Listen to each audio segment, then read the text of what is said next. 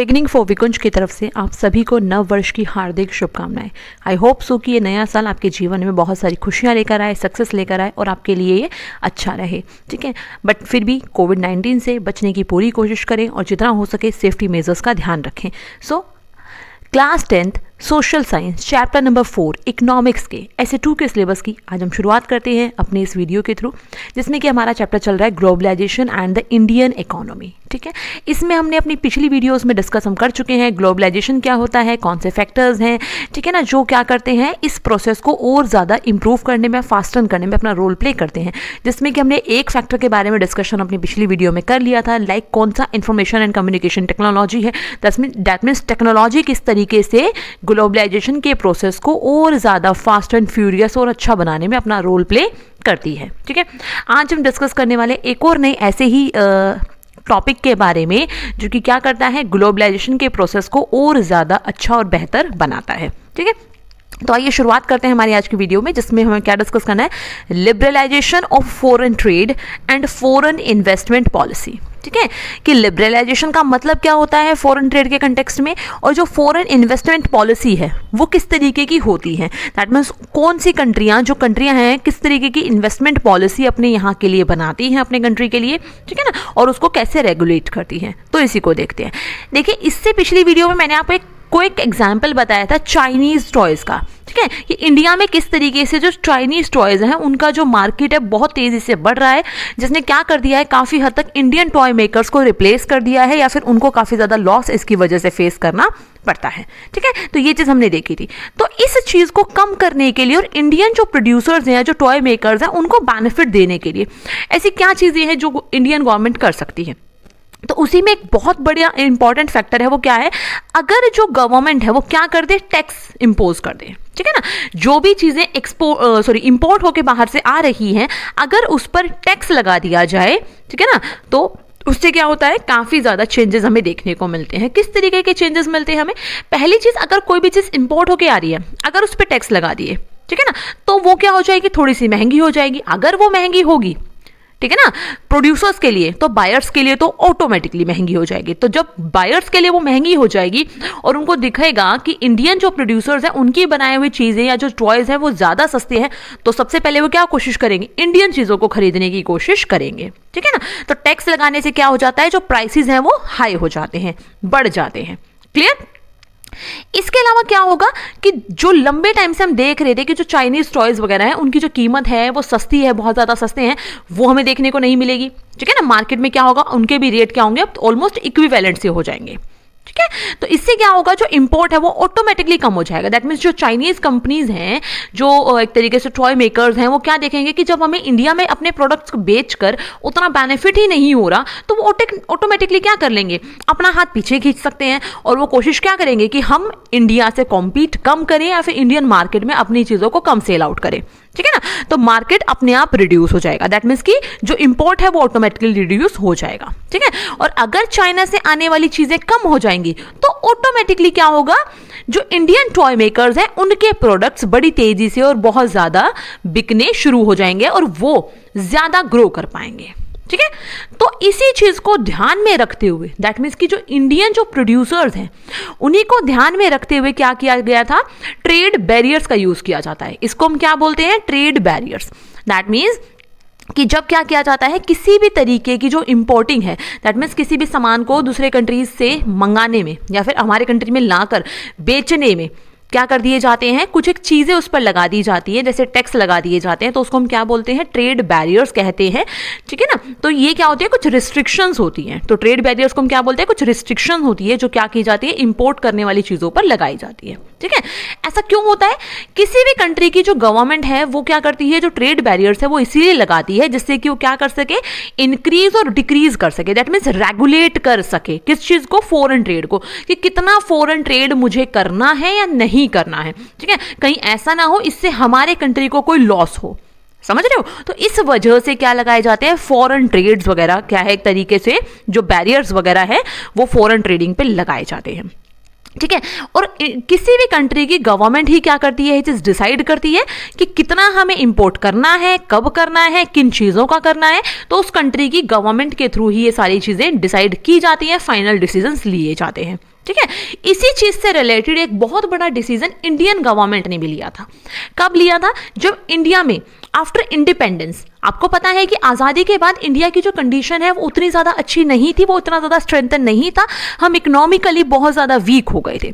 और अपनी इसी कंडीशन को सही करने के लिए, इंप्रूव करने के लिए, और जो इंडियन जो प्रोड्यूसर्स है, जो चीज़ें बना रहे हैं, ठीक है ना, उनको बहुत ज़्यादा कॉम्पिटिशन ना फेस करना पड़े, इन सारी चीज़ों से बचाने के लिए क्या कर दिया था, इंडियन गवर्नमेंट ने कुछ ट्रेडिंग बैरियर्स इंपोज कर दिए थे। उन्होंने कुछ रोक लगा दी थी। ठीक है ना, उन्होंने क्या कर दिए थे, कुछ बैरियर्स लगा दिए थे फॉरेन ट्रेड पे और साथ साथ फॉरेन इन्वेस्टमेंट पे भी, कि बाहर से कोई और कंपनियां आकर हमारे कंट्री में इन्वेस्ट ना कर पाए। क्यों? क्योंकि आपको याद होगा ऐसी ही एक कंपनी, ईस्ट इंडिया कंपनी आई थी, जिसने क्या किया था, इंडिया में वो ट्रेड करने आई थी और ट्रेड करने के बहाने उसने इंडिया को इतने सालों तक गुलाम बना लिया था। ठीक है। तो आफ्टर इंडिपेंडेंस इंडियन गवर्नमेंट ने क्या किया, put barriers to foreign trade and foreign investment, कि ट्रेड बैरियर्स भी लगाए और इन्वेस्टमेंट, जो फॉरेन इन्वेस्टमेंट है उसको भी कम करने की कोशिश की। ठीक है ना। ऐसा क्यों किया, क्या कारण था? ऐसा करने के पीछे सबसे बड़ा कारण क्या था कि जो इंडिया के जो प्रोड्यूसर्स हैं ना, जो चीजें प्रोड्यूस कर रहे हैं, उनको प्रोटेक्शन देना, क्योंकि वो अभी उस कंडीशन में नहीं है, इतने स्ट्रांग नहीं है जो कि वो फॉरेन कंपटीशन फेस कर पाए। क्योंकि अभी जस्ट रिसेंटली 1950 और 60s में हमारे इंडिया में तो इंडस्ट्रियलाइजेशन शुरू ही हुआ है, इंडस्ट्री सेटअप होनी शुरू ही हुई है। आपको पता है ना, फर्स्ट 5 ईयर प्लान में एग्रीकल्चर पे वर्क हुआ था और सेकंड 5 ईयर प्लान में किस पे वर्क हुआ था, इंडस्ट्रियल सेक्टर पे वर्क हुआ था। तो जस्ट तभी तो क्या है, एक तरीके से हमारे इंडिया में क्या है, जो इंडस्ट्रियलाइजेशन है उसकी स्टार्टिंग हुई है। तो हम उतने ज़्यादा स्ट्रॉन्ग, इतने ज़्यादा स्ट्रेंथन हम नहीं थे कि हम फॉरेन कंपनीज के जो प्रोडक्ट्स हैं, जो चीज़ें हैं, उसके साथ compete हमारे जो प्रोड्यूसर्स हैं वो कर पाए। तो इसी वजह से इंडियन गवर्नमेंट ने कुछ बैरियर्स लगा दिए थे, ट्रेड बैरियर्स। ठीक है। लेकिन सारी चीजों पर देखिए, बैरियर लगाकर इंडियन गवर्नमेंट का भी काम नहीं चल सकता था। तो उन्होंने जो चीजें असेंशियल थी ना, जो चीजें बहुत जरूरी थी इंडिया के लिए, सिर्फ उन्हीं का इंपोर्ट चालू रखा। जैसे कि मशीनरी मंगाना, फर्टिलाइजर्स है, पेट्रोलियम है। ठीक है। ये सारी चीजें हमारे इंडिया में जो चीजें बहुत ज्यादा अमाउंट में, सफिशिएंट अमाउंट में नहीं थी, उन चीजों को सिर्फ इंपोर्ट किया गया। बाकी सभी चीजों पर क्या लगा दिए, ट्रेड बैरियर्स लगा दिए थे। ठीक है ना। ऐसी ही चीजें, देखिए ऐसा नहीं था कि इंडिया कोई एक लौता देश है और अनोखा देश है जिसने इस तरीके की चीजें की। आज जिन आप डेवलप्ड कंट्रीज को देखते हैं, लाइक यूएसए एंड ऑल, बहुत सारी कंट्रियां जो भी हैं, जिन भी डेवलप्ड कंट्रीज को आप देखते हैं, जब उनका भी स्टार्टिंग फेज था ना, तब उन्होंने भी अपने डोमेस्टिक प्रोड्यूसर्स को स्ट्रांग बनाने के लिए अलग अलग ट्रेडिंग बैरियर्स का यूज किया था, जिससे कि उनके यहाँ के जो प्रोड्यूसर्स हैं उनको एक स्ट्रेंथ मिल सके और वो खुद अपने आप को थोड़ा सा डेवलप कर लें, जिससे कि वो कंपटीशन फेस करने लायक बन पाए। ठीक है। लेकिन जब क्या हुआ कि कुछ साल बीत गए, हमारे इंडिया में एक और चेंज आया। वो क्या था, स्टार्टिंग की गई किसकी, 1991 से के बाद क्या किया गया, जो ये ट्रेड बैरियर्स हैं इनको धीरे धीरे एक तरीके से रिप्लेस किया गया, इनको हटाने की कोशिश की गई। ठीक है। स्टेप बाय स्टेप, एकदम से सारी चीजें नहीं हटाई जाती है। ठीक है। तो 1991 में क्या किया गया, जो पॉलिसीज हैं उनमें चेंज लाया गया और ये डिसाइड किया गया कि जो इंडियन प्रोड्यूसर्स हैं अब वो थोड़े से मजबूत हो चुके हैं, अब वो भी इतने कैपेबल हो चुके हैं कि वो वर्ल्ड मार्केट में जाकर और जो फॉरेन प्रोड्यूसर्स हैं उनके प्रोडक्ट्स के साथ चीजें कंपीट कर सकते हैं। अब देखिए, इसे 2 प्लस पॉइंट थे। पहली चीज तो इससे क्या होगा, जो इंडियन प्रोड्यूसर्स हैं उनकी परफॉर्मेंस अच्छी होगी और दूसरा उनकी क्वालिटी भी और अच्छी होगी, क्योंकि जब कंपटीशन होता है ना, तभी जाकर हम क्या करते हैं, अपने आप को और ज्यादा बेहतर बनाते हैं। जैसे कि आप भी देखते होंगे, आपकी क्लास में आप टारगेट रखते हो कि ये बच्चा फर्स्ट आता है तो मुझे क्या करना है, इस बार मुझे फर्स्ट आना है, तो मुझे इसे बीट करना है। ठीक है। या फिर दूसरे को भी छोड़िए, हम अपने आप को ही देखते हैं कि भाई मेरे क्या नाम है, आपके जैसे भी SA1 के बोर्ड एग्जाम्स हुए, आप ये सोचें कि भाई मेरे इस वाले बोर्ड एग्जाम्स में मैंने ऐसा परफॉर्म किया, बट मुझे हो सकता है थोड़ी बहुत कमी रही, तो मुझे अपने जो नेक्स्ट बोर्ड एग्जाम्स अभी आने वाले हैं, मुझे उनमें कोई कमी नहीं करनी है। तो हम क्या करते हैं, जब कंपटीशन होता है तो हमारी क्वालिटी भी अच्छी हो पाती है। तो इसी वजह से क्या हुआ कि कुछ ट्रेड बैरियर्स धीरे धीरे हटाए गए। ठीक है। लेकिन इस चीज के पीछे कुछ पावरफुल ऑर्गेनाइजेशन है जिन्होंने एक इंपॉर्टेंट रोल प्ले किया था, जिन्होंने कोशिश की कि ये जो ट्रेड बैरियर्स हैं वो धीरे धीरे हटा दिए जाए। ठीक है ना। तो क्या किया गया, जो ट्रेड बैरियर्स हैं, जो फॉरेन ट्रेड एंड इन्वेस्टमेंट पे लगे हुए थे, इंडिया ने उसको धीरे धीरे हटाना शुरू कर दिया। ठीक ठीक है ना। और क्या हुआ, धीरे धीरे अगेन जो गुड्स हैं, जो चीजें हैं, जो सामान है, वो अगेन इंपोर्ट होनी शुरू हो गई, ठीक है। और एक्सपोर्ट एंड इंपोर्ट का जो प्रोसेस है वो बड़ी तेजी से बढ़ने लगा और बहुत सारी अदर कंपनीज ने भी बाहर से आकर इंडिया में अपनी फैक्ट्रीज एंड ऑफिसेज सेटअप करने शुरू कर दिए। और इंडियन कंपनीज ने भी कुछ ऐसी थी जो बाहर जाकर अपने ऑफिसेज एंड फैक्ट्रीज लगाने, सेटअप लगाने शुरू कर दिए थे, ठीक है। और इस तरीके से जो कह सकते हैं कि जो ग्लोबलाइजेशन का प्रोसेस था वो और अच्छे स्मूथली तरीके से चलना शुरू हो गया था।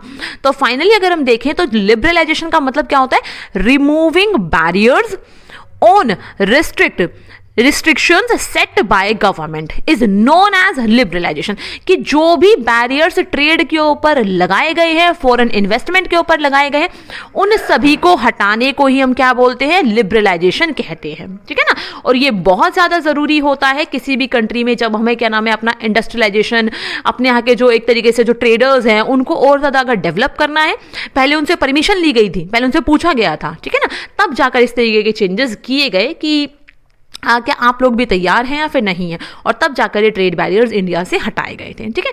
अभी मैंने आपको ऊपर बताया था क्या कि एक इंटरनेशनल ऑर्गेनाइजेशन भी ऐसी थी जिसने क्या किया था, इस ट्रेड बैरियर को रिमूव करने में, दैट मीन्स इंडिया में ट्रेड बैरियर्स हटाने में एक इंपॉर्टेंट रोल प्ले किया था।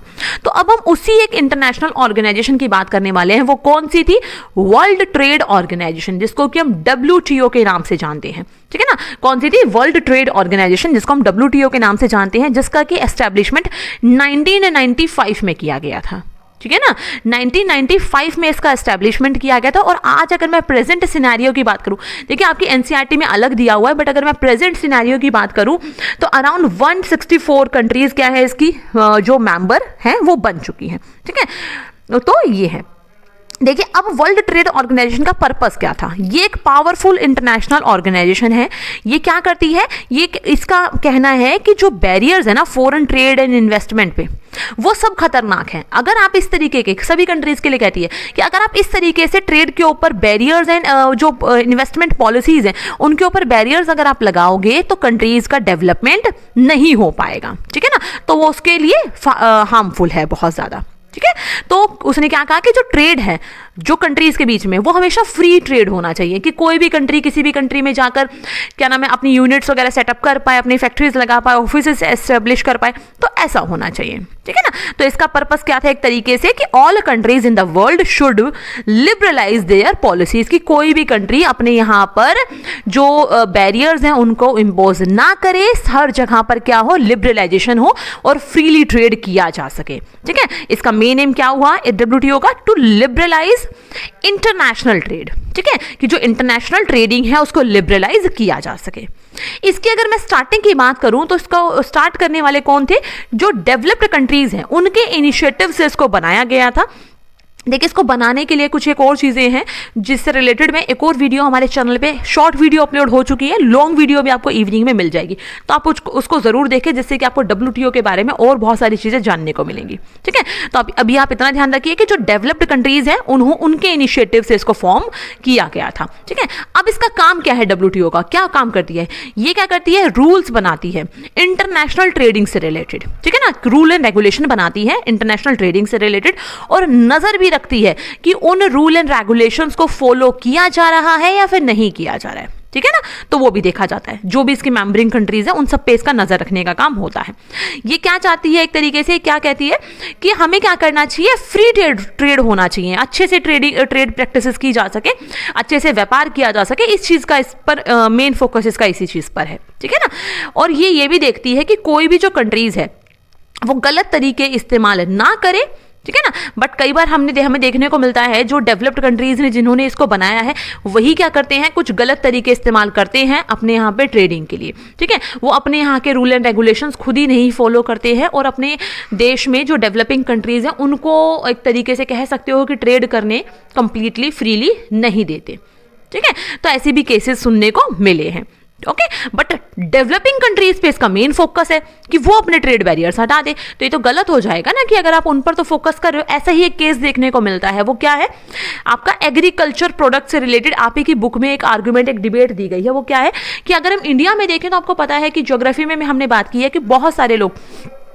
एग्रीकल्चरल सेक्टर में क्या है, जॉब करते हैं, ये कह सकते हैं कि एम्प्लॉयमेंट उनका उसी से मिला हुआ है, ठीक है। और हमारे जीडीपी में भी एग्रीकल्चर सेक्टर का बहुत इंपॉर्टेंट जो रोल है वो होता है, ठीक है।